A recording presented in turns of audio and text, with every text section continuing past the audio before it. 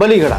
அதான் ஆடை நல்லா குளிப்பாட்டி மாலை போட்டு கொண்டு வந்தது மாதிரியே ஆகிப்போச்சு. இப்போ இந்த பக்கம் பேசும்போது இந்த பக்கம் பேசும்போது ரெண்டு பக்கமும் கெட்ட பேர். அது இப்போ அது ஆடியன்ஸு மிகப்பெரிய ஒரு கெட்ட பேர் வந்து உருவாகிட்டு இருக்கு. இது வரைக்குமே ஹரிதாஸ் படம் 3 வருஷம் ஓடிச்சு, தந்திரமுய் 1000 நாட்கள் ஒன்று படம்னு வரலாற்று சாதனையில் இருக்குது. பட் சச்சின் பெரிய அளவுக்கு படம் போகலை. அது எஸ்ஏசி நுந்துட்டாரு. விஜய் தானுத்தது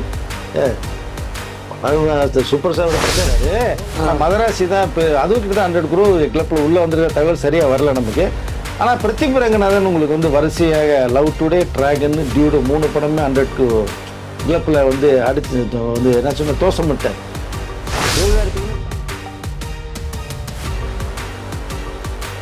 மூத்த பத்திரிகையாளர் வெங்கடேஷ் சார் நம்மளோட இணைஞ்சிருக்காரு. வணக்கம் சார். வணக்கம் சார். சார், இந்த ஒரு ஃபைட் அப்படிங்கிறது வந்து பார்த்தீங்கன்னா ரெஸ்லிங், பாக்ஸிங்கோட பயங்கரமாக போயிட்டு இருக்குது. ஆக்சுவலாக வந்து ஜனநாயகன் வெர்சஸ் இப்போ பராசக்தி, சிவகார்த்திகேயனை போகிற இடம்லாம் பொலன்னு பொழந்துக்கிட்டு இருக்காங்க ஒரு பக்கம்.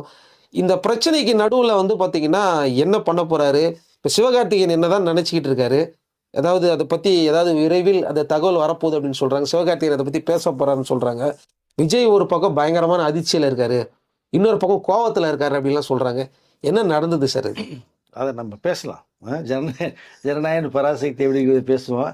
அதற்கு முன்னாடி நம்ம அதாவது விஜய் அவர்கள் வந்து ரஜினி சாருடைய படங்கள் பார்த்துட்டு தான் அந்த இம்ப்ரெஸில் தான் உள்ளே வந்தாருங்கிற ஒரு விஷயம் எல்லாருக்குமே தெரிஞ்சால் கூட சில தெரியாத விஷயங்கள் நான் பேசலாம்னு நினைக்கிறேன்.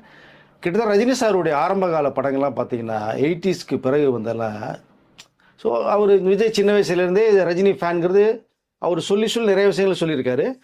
கிட்டத்தட்ட எனக்கு தெரிஞ்ச வரைக்குமே நான் அடிமையிலேன்னு ஒரு அழகான லவ் சப்ஜெக்ட்லாம் பார்த்தீங்கன்னா ஒரு 3-4 தடவைக்கு மேலே அப்போவே ஒரு பார்த்ததா ஒரு விஷயம் சொல்லிட்டு இருந்தார். ரஜினி சார் அவரை மாதிரி நான் வரணும், அவ்வளோதான். சுருக்கமாக ஒரு ஆக்ஷன் கமர்ஷியலாக நான் உள்ளே வரணுங்கிறத விஜயுடைய மிகப்பெரிய ஒரு தாட்ஸ். வராது திடீர்னு பார்த்தீங்கன்னா சின்ன வயசில் ரஜினி சாரோட நிறைய ஃபோட்டோஸ் எடுத்துகிட்ட ஒரு விஷயம்லாம் நிறையாவே இருக்குது.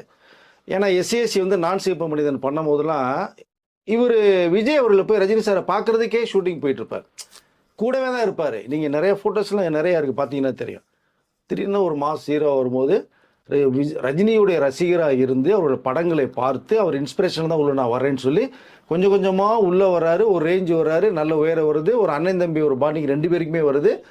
நிறையா ஃபங்க்ஷனில் விஜய் சார் வந்து ரஜினி சார் பக்கத்தில் இருக்கும்போது கை கட்டி உட்காந்துருப்பார், தோளில் கைப்பற்றி உட்காந்துருப்பார். விஜய் அவர்களுடைய அம்மாவே பார்த்தீங்கன்னா ஒரு ஸ்டேஜில் பேசும்போது சூப்பர் ஸ்டார் ரஜினி அவர்கள் பக்கத்தில் விஜய் உட்காந்துருக்க பார்க்கும்போது அவர் தோளில் கை போட்டு ரஜினி அவர்கள் விஜயை அரவணைச்சு கொண்டு போகும்போது ஒரு கடவுள் விஜயை ஆசீர்வதிச்ச மாதிரி என்னுடைய பார்வை தெரிஞ்சதுன்னு விஜய் அவர்கள் சோபா அவர்கள் சொன்ன ஒரு விஷயம் இருக்குது. ஸோ ரஜினி சாருடைய ட்ராவல் பண்ணவர் திடீர்னு பார்த்தா ஒரு பெரிய ஒரு ஸ்டாராக வர்றாரு.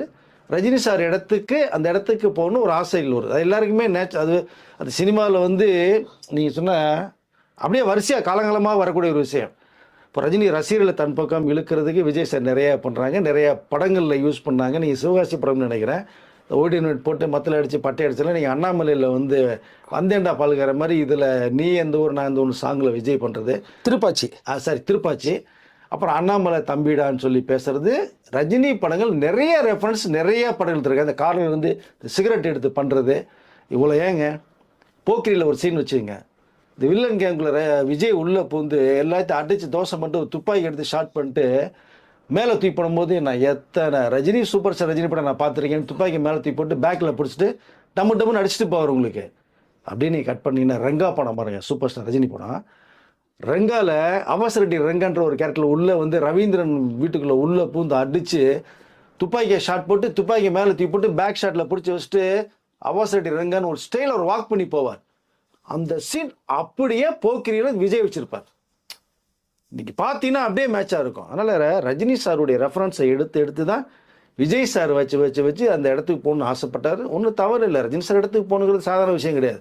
அவருடைய ஃபேன்ஸை பூரா கவரப் பண்ணார். அந்த மெத்தடில் தான் ஒரு ரேஞ்ச் வந்ததுக்கு பிறகு வந்து சந்திரமுகின்ற ஒரு படம் ரிலீஸ் ஆகும்போது சச்சின் படத்தை மோத விடலான்னு முடிவு பண்ணுறாங்க. இதற்கு முன்னாடி பார்த்தீங்கன்னா கேப்டன் விஜயகாந்த் அவர்கள் வந்து விஜயை தூக்கி விட்டார், வளர்த்து விட்டார். விஜய் அண்ணா இல்லைன்னா நான் இல்லைன்னு விஜயே சொன்ன விஷயங்கள் இருக்கும். அப்பாவும் சொல்லியிருக்கார். அந்த விஜயகாந்த் அவர்கள் வந்து 6 படம் கிட்டத்தட்ட விஜய் அவர்கள் 2 படம் ஒன்றா மோதி இருக்கு. இதுக்கு என்ன நீங்கள் சொல்லுவீங்க? ஒருத்தருடைய படம் ஒருத்தர் மோதும் போது விஜயகாந்த் இடத்துக்கு வரணும்னு சொல்லி விஜய் அவர்கள் ஆசைப்பட்டார். அந்த இடத்துக்கு நெருங்கி வர்றாரு. அடுத்து சூப்பர் ஸ்டார் ரஜினிகாந்த் இடத்துக்கு வரணும்னு சொல்லி ஆசைப்படுறாரு. சந்திரமுகியோட மோத விடுறாங்க. இதுக்கு என்ன காரணம்னா, சந்திரமுகி அதாவது ஃபீமேல் ஓரியன்டல் அந்த ஸ்கிரிப்ட் ரீமேக் ஸ்கிரிப்ட் வேறு. ரீமேக் வேறு. ஏன்னா அது பேசிக்கலாக பார்த்தீங்கன்னா மலையாளத்தில் வந்த படம், உங்களுக்கு மோகன்லால் பண்ண ஒரு படம், சூப்பர் டூப்பர் ஹிட் படம். அதை தான் பி வாசு அவர்கள் எடுத்து கன்னடத்தில் வந்து ஆப் த மித்ரான்னு சொல்லி விஷ்ணுவர்தன் வச்சு ஒரு படம் பண்ணுறார். மலையாளத்தில் சூப்பர் ஹிட்டு, கன்னடத்தில் தாறுமாறு ஹிட்டு.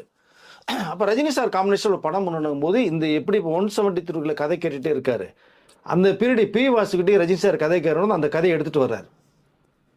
கதையை எடுத்துகிட்டு வந்து சொல்லும் போது தான் ரஜினி சார் பார்த்துட்டு இது ஃபுல்லாகவே ஃபீமேல் ஓரியன்டட் மேட்ரு, இதுக்குள்ளே நம்ம என்ன பண்ண போகிறோம், நம்ம பெருசாக அழைக்கும் போது சார் நீங்கள் ஆப் த மித்ராவை பார்த்துட்டு சொல்கிறீங்களா, நீங்கள் மோகன்லால் படத்தை பார்த்து சொல்கிறீங்களா, இது உங்களுக்காக ஸ்க்ரீன் பிளே மாற்றிருக்கதான்னு. நீங்கள் சந்திரமுகி படம் பார்த்தீங்கன்னா ஃபர்ஸ்ட்டில் ஒரு சாங்கு, ஒரு ஃபைட்டு, காமெடி செஞ்ச எல்லாம் வரும் இல்லையா. அந்த பாட்டில் போகும்போது பிரபுட்ட சொல்லிட்டு போவார், அமெரிக்கா அவசரம் ஒரு வேலையாக போகிறேன், இனிமேல் ஒன்றும் ப்ராப்ளம் இல்லை, எனக்கு எதாவது வந்தால் சொல்லு அப்படின்னு டைலாக் சொல்லிட்டு போவார்ல. அதுக்கு பின்னாடி வர்றது தான் படத்திலே ஆக்சுவலாக. அதுக்கு முன்னாடி பூரா ரஜினிக்காக வந்து பி வாசு சேர்த்த ஒரு விஷயம் மாதிரி பக்கா கமர்ஷியலாக மாற்றி கதை சொல்லும் போது ரஜினி சார் ரொம்ப பிடிச்சிருக்கணும் தான் ஓகே பண்ணுறாங்க. இந்த பக்கம் விஜய் சார் ஒரு படம் ரிலீஸ் ஆக போகுது, சச்சின். அப்போ அது ஃபீமேல் ஓரியன்டட் மேட்ரு. ரஜினி சாருடைய டைட்டிலும் கிடையாது, நம்ம டைட்டில் ஒரு சச்சின் கிரிக்கெட் கிளாஸ்ன்னு ஒரு நம்ம டைட்டில் கொஞ்சம் மோத விட்டு தான் பார்க்கலாமேன்னு ஒரு ஆசை. இது என்னன்னா அந்த இடத்துல ஓடி படம் ஓடிச்சு அப்படின்னா ரஜினி சூப்பர் ஸ்டார் நம்ம தான் ஒரு இது வந்துடலான்னு ஒரு ஆசை தான். பட் மோத விட்டாங்க. ஆனால் சந்திரமுகி 1000 நாட்களுக்கு மேலே தாறுமாறாக ஹிட்டாகி வசூல் சாதனை பண்ணி கலக்கின ஒரு படம். இன்ன வரைக்குமே ஹரிதாஸ் படம் 3 வருஷம் ஓடிச்சு, சந்திரமுகி 1000 நாட்கள் ஒன்று படம்னு வரலாற்று சாதனையில் இருக்குது. பட் சச்சின் பெரிய அளவுக்கு படம் போகலை. அது எஸ்ஏசி நுந்துட்டார், விஜய் தாண்டுட்ட போய் படம் சூப்பர் ஸ்டாரோட படத்தை மோத விட்டாச்சு, ஓகே அந்த இடத்துக்கு வரணும்னு ஒரு ஆசை. பட்டு சூழ்நிலை சரியில்லை, படம் சரியாக போகலை. பட் இருந்தாலும் பரவாயில்ல, நீங்கள் ஏதாவது ஒரு தியேட்டரில் படத்தை கொஞ்சம் நல்லா ஓட்டுங்க அப்படின்னு எஸ்ஐ சொன்னது பேரில் தானவர்கள் வந்து தேவி குரூப்னு நினைக்கிறேன், அதில் எடுத்து படத்தை கொஞ்சம் படம் ஓட்டினாங்க. படம் கொஞ்சம் போச்சு. படம் வந்து இன்றைக்கி ஷிஃப்டிங்கில் அந்த படம் சச்சின் நல்லா போயிட்டுருக்கு, தவிர ஓப்பனிங்கில் அது சரியாக போகலை. இது எதுவும் சொல்ல வரோம்னா, ஒருத்தர் இடத்துக்கு வர்றதுக்கு வந்து ஒரு ஹீரோ ரொம்ப ஆசை தான் படுவாங்க. இப்போ இன்னொரு மிகப்பெரிய ஒரு ஆசையை பார்த்தீங்கன்னா வாரிசில் ஆடியோ ராஞ்சில் வரும்போது தான் சூப்பர் ஸ்டார் விஜய்னு சொல்லி சரத்குமார் அப்படி பற்ற வச்சுட்டு போயிட்டார். பற்ற வச்சுட்டே பரட்டா ரஜினி சார் டைலாகு அது இன்ன வரைக்கும் தெரியும். அந்த டைலாக் தூக்கி இந்த சரத்குமார் போட்டு போயிட்டார், பத்திக்கு சேரிச்சு. விஜய் கொஞ்சம் கேப் விட்டார் அதில். பட் உடனடியாக அந்த ஆடியோவிலேயே ஒரு முடிவு சொல்லியிருந்தாருன்னா பிரச்சனை இல்லை. அது பத்திக்கிட்டு எரிய ஆரம்பிச்சிச்சு, காக்கா கலகு கல்லதெல்லாம் வந்துச்சு, தீயாக இருந்தது.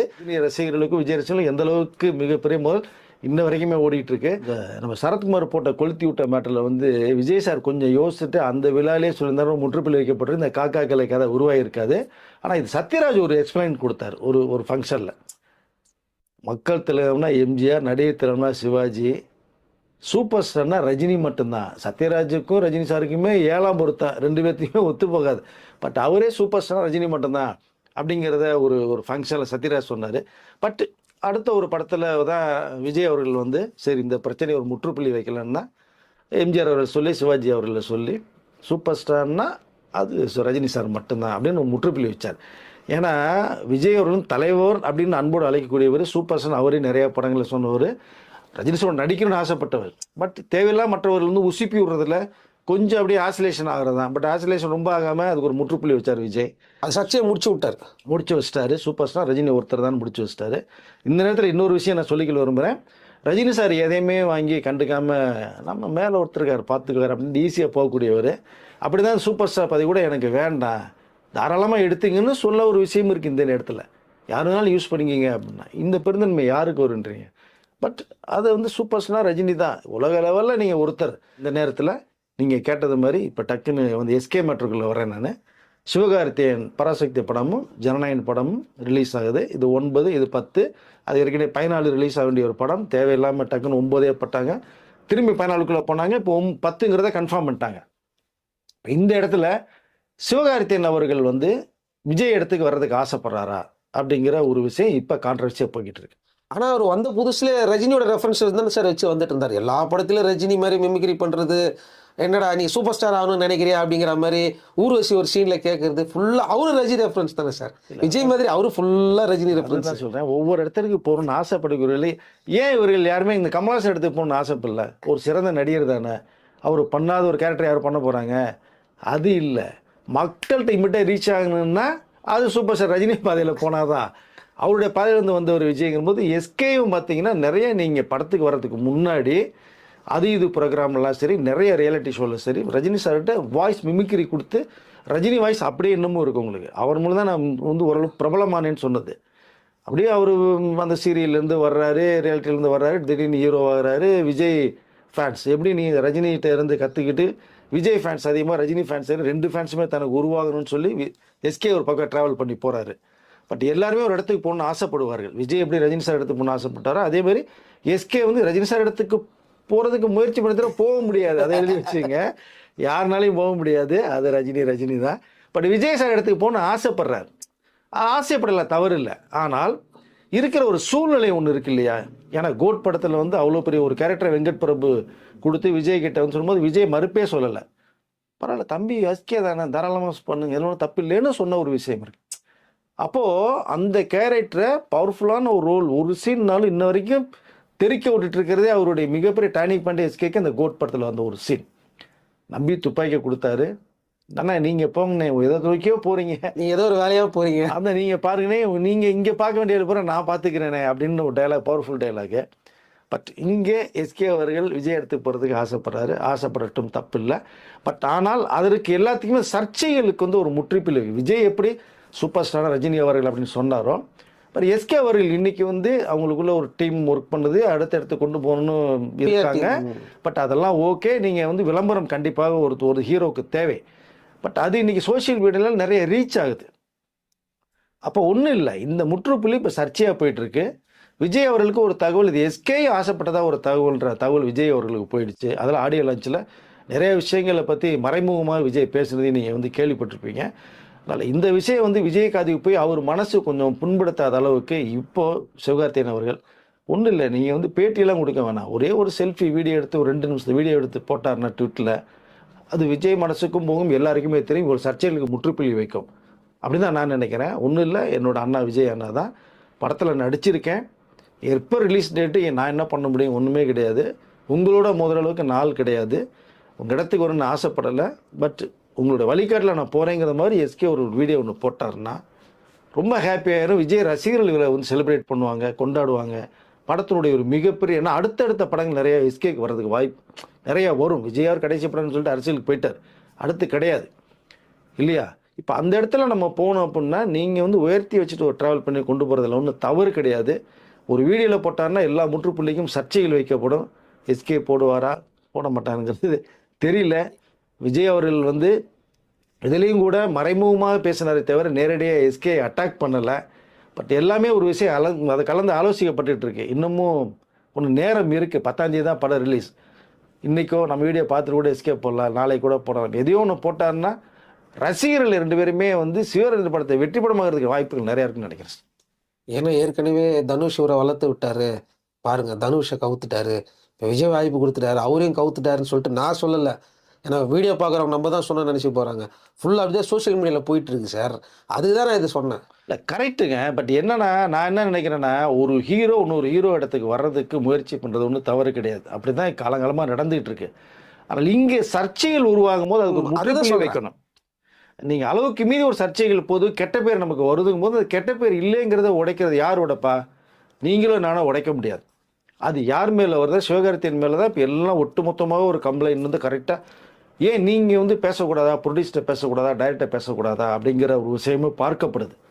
நீங்கள் வெங்கட் பிரபு கூட கோட் படம் பண்ணும்போதே சிவகார்த்திகேயன் படம் பண்ண போகிறதா ஒரு தகவல் சொல்லி தான் அந்த படத்தில் எஸ்கே கொண்டு வந்து வச்சோம்னா இவருடைய படத்துக்கு இன்னும் ஹைப் அதிகமாக வரும்னு சொல்லி வைக்கும்போது விஜய் ஓகே சொன்னார். ஒருத்தர் கோஆப்ரேஷன் தான். இப்போ தனுஷ் வளர்த்து விட்டார், 2 படங்கள் ஹீரோ வச்சு பண்ணார், வேறு லெவலில் கொண்டு போய் எஸ்கே கொண்டு வந்து நிப்பாட்டினாருங்கிற ஒரு விஷயம் இருக்குது. பட் அந்த விஷயத்துலையும் எஸ்கே பேசிகிட்டு இருக்காங்க. இப்போ விஜய் இடத்துலையும் பேசப்பட்டிருந்தா ஒரு சர்ச்சைக்குள்ள ஒரு விஷயத்துக்கு யார் பாதிக்கப்பட்டால் அவங்க தான் முட்டுப்புள்ளி வைக்கணும். அதனால் இதை வந்து ஒரு வீடியோ விட்டார்னா இதுக்கு ஒரு எண்டு கார்டு வரும்னு நினைக்கிறேன் நான். ஸோ 9th ரிலீஸ் ஆகுது, 10th ரிலீஸ், 2 படமே வெற்றி படமாகணும். இந்த ஒரு ட்வீட் மூலமாக எஸ்கே போட்டார் அப்படின்னா ஏகப்பட்ட ரசிகர்களுடைய ஆதரவு கண்டிப்பாக கிடைக்கும். சரி, நான் அது முக்கியம். உங்கள் பாணியிலே போகிறேன். படம் 10ஆம் தேதி ரிலீஸ் ஆகிற வரைக்கும் அவர் எதுவுமே போடலன்னா என்ன நடக்கும்? இல்லை போடல என்ன நடக்கும்னா, அது வந்து மக்களுக்கு அந்த விஜய் அவர்கள் சொன்னார் இல்லையா? உங்க இடத்துக்கு யார் வருவான்னு கேள்வி கேட்கும்போது, மக்கள் தான் முடிவு பண்ணணும்னு சொன்னார் இல்லையா? இல்ல எந்த படத்தை மிகப்பெரிய வெற்றி படமாக்கணும், 2 படத்தையும் மிகப்பெரிய வெற்றி படமாக்கணுமா? என்னங்கிறத மக்கள் கையில தான் இருக்கு. நம்ம கையில கிடையாது. மக்கள் தான் எஜமானர்கள். 10ஆம் தேதி வரைக்கும் போடல அப்படின்னா என்னன்றது நமக்கு இப்போதைக்கு நம்ம எதுவும் சொல்ல முடியாது. ஒரு யூகத்தின் அடிப்படையில் பேச முடியாது. போட்டால் சிறப்பா இருக்கும்னு தான் சொல்ல முடியும் நம்ம அத. அப்படி போடலன்னா இப்போ வரக்கூடிய எல்லா தகவல்களும் உண்மை அப்படிங்கிற மாதிரி போய் சேர்ந்துருமே, அதுக்காக சொல்றேன். இல்ல அததான் இல்ல பேசப்பட்டுக்கிட்டே இருக்கு இல்லையா? போடலைங்கும்போது ஒரு விளக்கங்கள் கொடுக்கலாம். ஏன்னா இப்ப தியேட்டர் ஓனர்ஸ்லேருந்து அவர்களே ஃபீல் பண்றாங்க. ஒரு வாரம் கழிச்சு வந்தா அது ஜனநாயகன் படத்திலையும் வசூல் இல்லைன்னா உங்க படமும் பிரமாதமாக டாக் இருக்கு. உங்க படத்தையும் வசூல் அல்லலாம். உங்களுக்கு ஒரு பெரிய இமேஜ் வரும்னு தான் சொல்லப்படுது. இவருக்குடைய அந்த லிமிட்டுக்கு அதை மீறி போகும்போது என்ன பண்ண முடியும்? இப்ப தயாரிப்பாளர் எடுக்க வேண்டிய முடிவாக போகுது அது. சரிங்களா? டிஸ்ட்ரிபியூட்டர் எடுக்க வேண்டியது வந்து முடிவாது. தியேட்டருக்கு ரைட்ஸ் பண்றது வந்து பெரிய பேனர் பண்றாங்க. இப்போ அவர்கள் ஒரு முடிவு பண்ணி போகும்போது இது அரசியல் ரீதியா மாறிச்சுன்னா என்ன பண்ண முடியும் நம்ம? அப்ப எஸ்கே அதுக்கு என்ன பண்ண முடியும்? பலிகடா. பலிகடா. அதான் ஆடை நல்லா குளிப்பாட்டி மாலை போட்டு கொண்டு வந்தது மாதிரியே ஆகிப்போச்சு. இப்போ அது இந்த பக்கம் பேச முடியல, இந்த பக்கம் பேச முடியல, 2 பக்கமும் கெட்ட பேர். அது இப்போ அது ஆடியன்ஸும் மிகப்பெரிய ஒரு கெட்ட பேர் வந்து உருவாகிட்டு இருக்கு. பட் பராசக்தியினுடைய ரேஞ்ச் என்னன்னா, ஒரு நிஜ சம்பவத்தை 6 நடந்த ஒரு என்ன சொல்லலாம் பீரியட் ஃபிலிம் மாதிரி அதை எடுத்து கொண்டு போய் மக்களை தெரிஞ்சுக்கிறதுக்கான ஒரு மிகப்பெரிய வாய்ப்பை சுதாக்கு வந்து கொடுத்துருக்காங்க. எஸ்கே பிரமாதம் பண்ணியிருப்பார். 2 சிறந்த படங்கள் மிகப்பெரிய ஓட வேண்டிய படங்களில் தேவையில்லாமல் மோத விட்டு சர்ச்சைக்குள்ளாக்கி இந்த மாதிரி ஒரு கான்ட்ரவர்சி மேட்டர்களில் போகப்படுதுன்றது தான் வருத்தமாக இருக்குது எனக்கு சார். இது தவிர்க்கப்படணும். இதுக்கு முற்றுப்புள்ளி கண்டிப்பாக தயாரிப்பாளரே பண்ணால் பண்டு போட்டு 10ஆம் தேதி. ஸோ விநியோகஸ்தர் பண்ணால் தியேட்டர்கள் பண்ணாலும் பண்டு போட்டோம். நமது சார்பாக ஒரே ஒரு விஷயம், விஜய் அவர்களுடைய படத்தோட மோதுறதுக்கு எனக்கு விருப்பம் கிடையாதுங்க. அவர் இடத்துக்கு போகிறதுக்கு நம்ம ஆசைப்படலாம், தப்பு இல்லை. பட் எனக்கு விஜய் அண்ணா தான் அப்படின்னு சொல்லிட்டாருன்னா மேட்ரே முடிஞ்சு போச்சுங்க. பட் நோக்கம் என்னவா இருக்குன்றது நமக்கு தெரியல. இந்த இடத்த நோக்கி போகணும்னா தக்க வச்சுக்கணும். சில விஷயங்கள் வந்து நீங்கள் அன்பாக பேசிட்டு போனால் சிறப்பாக இருக்கும்னு நினைக்கிறேன் நான். அது எஸ்கே கையில் தான் இருக்குது, நம்ம கையில் என்ன இருக்குது? இருக்கிற விஷயங்களை நமக்கு வந்த தகவல் அடிப்படையில் கலந்து ஆலோசனை இப்படிலாம் இருக்கிறத நேயர்களுக்கு சொல்லலாம். இதை எஸ்கே அவர்களும் பார்ப்பாங்க, விஜய் அவர்களும் இந்த வீடியோ பார்ப்பாங்க கண்டிப்பாக. அப்போ எதுங்கிறத நம்ம பொறுத்திருந்து பார்க்கலாம். ஆனால் பிரதீப் ரங்கநாதன் இவர் முன்னாடி வந்துட்டாருன்னு சொல்கிறாங்களே, பேக் டு பேக் எல்லாமே 100 crore கிளப்ல இவர் தான் நம்பர் 1 இடத்துல இருக்காரு. அந்த இடத்துக்கு போட்டி போகிறதுக்கு பின்னாடி இருக்க முட்டிக்கிட்டு இருக்கும்போது இந்த சைக்கிள் கேப்பில் வந்து பிரதீப் ரங்கநாதன் உள்ள ஓடி நிற்கிறார். ஏன்னா கண்டினியூவா சிவகார்த்திகேயன் ஹிட் 3 படம் பாக்ஸ். ஆமா சார், சிவகார்த்திகேயன் அவர்கள் கூட கண்டினியூவா 100 crore 3 தடவை அடிக்கலையே சார், அதான் கேட்குறேன். அடிச்சார், 3 படம் அடிச்சிட்டாரு. மதராசி தான் இப்போ அதுவும் கிட்ட 100 crore கிளப்ல உள்ள வந்திருக்க தகவல் சரியா வரல நமக்கு. ஆனால் பிரதீப் ரங்கநாதன் உங்களுக்கு வந்து வரிசையாக லவ் டுடே, டிராகன், டியூடு 3 படமே 100 கிளப்பில் வந்து அடிச்சு வந்து என்ன சொன்ன தோசமிட்டார். சிவகார்த்திகேயன் டான் படம், அமரன் படம் அண்டு இந்த மதராசி படமே 100 கோடி கிளப்பில் தான் இருக்குது. பட் இருந்தாலும் நீங்கள் சொன்னது மாதிரி எந்த நடிகர்னாலும் அந்த இடத்துக்கு வர்றதுக்கு ஆசைப்படுவாங்க இல்லையா? பிரதீப் ரங்கநாதன் வந்து விஜய் ரஜினி சார் ஆசைப்பட்டது மாதிரி, எஸ்கே ஆசைப்பட்டது மாதிரி அவரும் ரஜினி சார் தாங்க ஃபாலோ பண்ணுறாரு. கண்ணாடி போடுறது, சிகரெட்டை போடுறது, சுண்டி விடுறதெல்லாம் பேசுறது எல்லாமே அப்படியே ரஜினி சார் இமிட்டேட் பண்ணி தான் வர்றாங்க. அதனால் அந்த சாயல் அவர் தவிர்க்கவே முடியாது. பட் அடுத்த இடத்துக்கு போகணும், ஆசை பண்ணணும், நிற்கணும் அப்படின்னா எல்லாத்தையும் அனுசரிச்சுட்டு ட்ராவல் போனால் இந்த ரசிகர்களுடைய ஆதரவு கிடைக்கும். ஃபர்ஸ்ட் ஆஃப் ஆல் அதுதான் இங்கே ரொம்ப முக்கியமாக பார்க்கப்படுது. அந்த காலம் வேற, இந்த காலம் வேற, அதை புரிந்து கொள்ளணும்னு நினைக்கிறேன் நான். கண்டிப்பாக எஸ்கே பார்ப்பாருங்கிறது எல்லாருக்குமே தெரியும். இதை பார்த்துட்டு அவராவது ஏதாவது ஒரு விளக்கம் கொடுக்கணும். இருக்குது இல்லை ஏதாவது ஒன்று சொல்லணும். அப்படி இல்லைன்னா நம்ம 2 பேருக்கும் ஒன்றும் கிடையாது. அவருக்கு தான் அதிகமாக மீம்ஸு, ட்ரோல்ஸு, ரோஸ்ட் அப்படின்னு போயிட்டுருக்கு. அவர் தான் அடுத்தடுத்து பேக் டு பேக் நிறைய படங்கள் பண்ண போகிறாரு. தெரியல அவர் அதை எப்படி எடுத்துக்க போறாருன்னு தெரியல. விஜய் கூட வந்து இப்போ நேரடியாக அட்டாக் பண்ணலை சிவகார்த்திகேயன். இன்னமும் அவர் மேலே ஒரு மரியாதை வச்சிருக்கிறதா அவருடைய ஸ்பீச்சில் தெரியுது. நீங்கள் ஆடியோ லஞ்சில் பேசணும் சரி, ஈரோடில் நடந்த மேட்டர்லையும் சரி, வள்ளூர் கோட்டத்தில் கண்காட்சி இருக்கிற அவர் எதையுமே சிவகார்த்திகேயனை பற்றி பேசலை அப்படின்னா ஓகே தம்பி என்ன சொல்கிறது, வர்ற அப்படியே வரட்டும் அப்படிங்கிற மாதிரி தான் அவருடைய பார்வை தெரியுது. ஆனால் இங்கே பேசப்பட்டிருக்கிற சூழ்நிலைகள் எஸ்கே அவர்களுக்கு கண்டிப்பாக தெரியும். அப்போது இப்போ நம்மளை வச்சு தானே காய் நிறுத்தி கொண்டு போகிறாங்க. பட் நம்ம ஒரு பகடை காயாக இருக்கிறோம் அப்படின்னோம்னா அதுக்கு ஒரு விளக்கம் கண்டிப்பாக வந்து கொடுத்தே ஆகும் நமக்கு. அதை இந்த நேரத்தில் இந்த இடத்தில் வந்து எஸ்கே அவர்கள் சொன்னார்னா விஜயுடைய அந்த ரசிகருடைய ஆதரவு எஸ்கேக்கு கண்டிப்பாக நிறைய கிடைக்கும் தான் நான் நினைக்கிறேன். பார்க்கலாம். இதுதான் அப்பவே சூசகமாக ரஜினி சொன்னார் போல இருக்குது, எது எது இடத்துல எப்படி இப்படி பண்ணணுமோ அப்படி பண்ணணும்னு. அதில் கரெக்டாக வந்துட்டார் ரஜினியில். இவங்க 2 பேர் தான் மாட்டிக்கிட்டாங்க வந்து கரெக்டாக. அதான் ரஜினி கரெக்டான ஒரு இடத்துல இருக்கார் போல இருக்குது. அந்த இடத்த யாரும் பிடிக்க முடியாது சார், யாருனாலும் பிடிக்க முடியாது. அந்த இடம் அப்படியே இருக்கும். ஓகே சார், பல சர்ச்சைகளான விஷயங்கள்லாம் எக்ஸ்பிளைன் பண்ணிட்டோம். இதுக்கப்புறமா எஸ்கே சார், விஜய் சார், அவங்க 2 பேரும் தான். நன்றி சார். நன்றி.